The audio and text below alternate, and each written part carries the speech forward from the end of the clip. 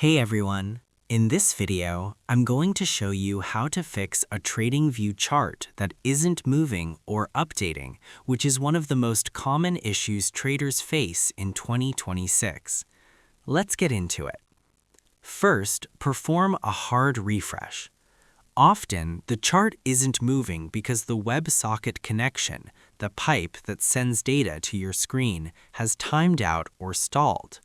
The action: don't just click the refresh button. Use a hard refresh by pressing Ctrl-R for Windows or Command-R for Mac.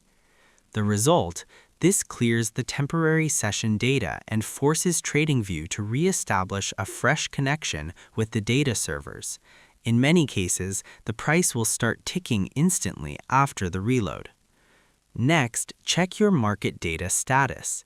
If the chart is still frozen, it might be because you are looking at an exchange that requires a specific data subscription, or the market is simply closed. Ensure the market is currently open for that asset. You can look over here to see the market countdown to verify if the exchange is live. Lastly, clear unused data. The 2026 update introduced a data saving mode that can sometimes pause background tabs to save system memory. Right-click anywhere on your chart and select Reset Chart View. This is a feature that fixes display glitches without losing your drawings. Also, disable any heavy community scripts or indicators you aren't using. If you have 10+ indicators running on an older browser, the chart may freeze because your CPU is maxed out, not because the data is broken. And that's pretty much it.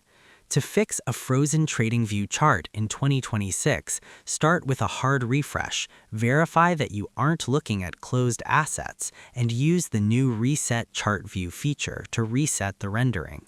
Usually, a simple reconnection to the data feed is all it takes to get those candles moving again. I hope this helped you out, and I see you in the next one.